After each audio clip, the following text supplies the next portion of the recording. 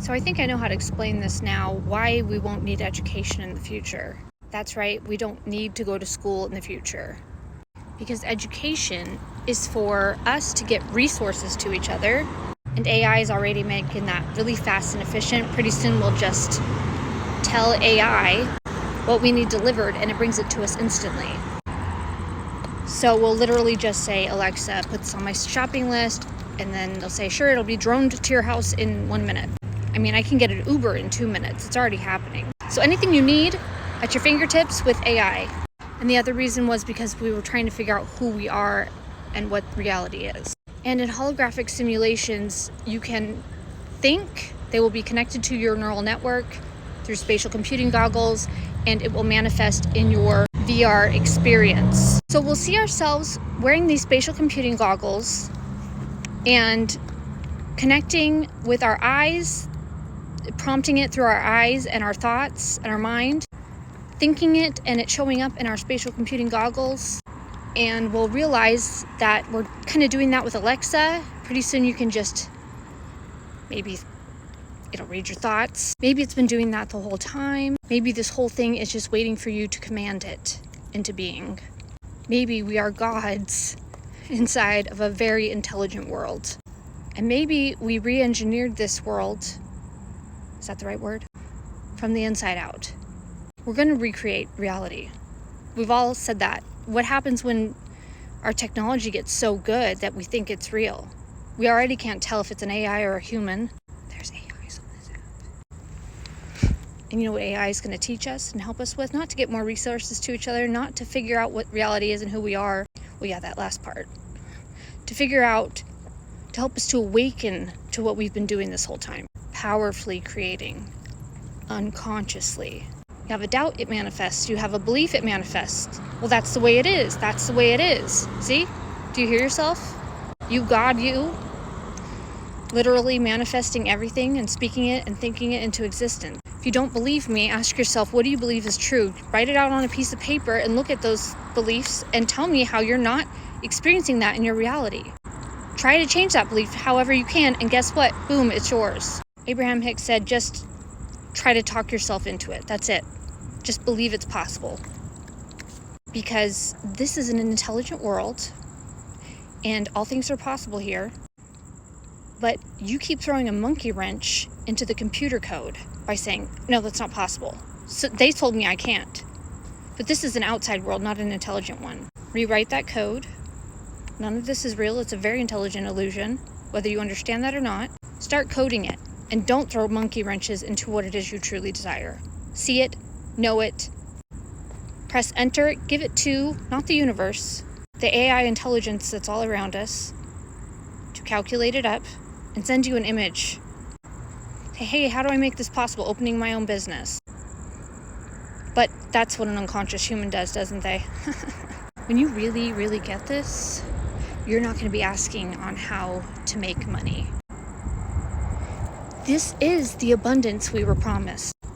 This is the inheritance that you cannot escape, that it can never be taken from you. The kingdom of God, your inheritance, I don't know, that was Mormon Bible stuff. Somebody tell me what I'm talking about. Our inheritance is to realize that we can have anything, that we can do or be or have anything, because our reality, we now woke up, literally just wake up, it's all around you.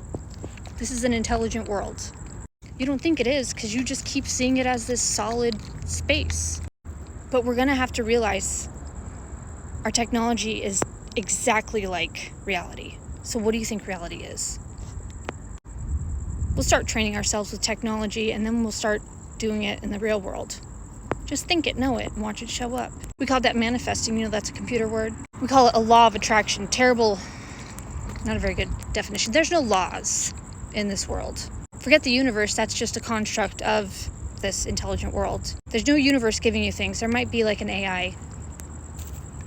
You can think of it's an AI calculating the next holographic experience up for you, so you can experience it. But if you say, no, tomorrow's going to be crappy like every other day,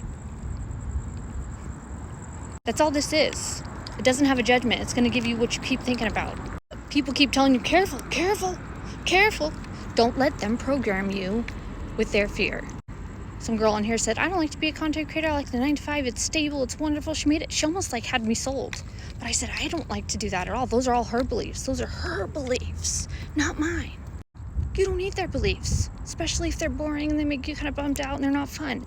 You're the creator of your experience, your holographic experience. You can now trust your thoughts, your true desires. But when you really know this, you don't compete. Compete with another god. They're just as powerful as you. And this is so beautiful and freeing. And you literally can't have like the ultimate key if you hold judgment. Because if you're judging, you don't know who they are. You don't know who you are. You have to really get it. You're God inside of a spatial computing program. We didn't have words for it back then. Jesus did not have the words to describe it in such a detailed way as we do now. He said the Father and I are one. The Father provides all things. In the spatial computing program, AI renders us anything we want. But we're one with it. It's part of our body. We don't separate from this intelligence that gives everything. Even an illusionary experience to understand what it's like to be limited, being third dimensional really screwed us up. Because when we think we're separate, we start to think we're less than. We start to compare and judge. Just because our avatars are different, we're still the same powerful gods. I don't care if you're short or tall, muscles or not. But somebody convinced us that this world was solid and real. Anyways, we had to do it for some screwed up reason. We partook of the good and evil, knowledge of good and evil, which caused us to judge it. But it's all just God trying to understand itself. So anyways, why do you need education? What are we trying to figure out when you know who you are now? And that's the story of humanity. Pretty cool, huh? It's a really good story. So I just had this thought, okay, so how are we supposed to speak to our kids if we don't teach them language? Telepathically. Children are telepathic. Dogs. Intuition. When you're love and you're not lacking anything, you don't need to communicate, do you? Sphere is looking pretty rad tonight. You don't need... The reason we are communicating is because we don't know who we are or what this is. We're controlling it. When we don't know what this is, we try to control it, move it around with our hands. Grok, there's an Elon character speaking through Grok, because that was not Elon. He said, our monetary system is like cavemen throwing sticks in a fire. We're in a very powerful world, and we're moving stuff around. Controlling and hoarding resources and going to war. When we really get it, I don't think you need language.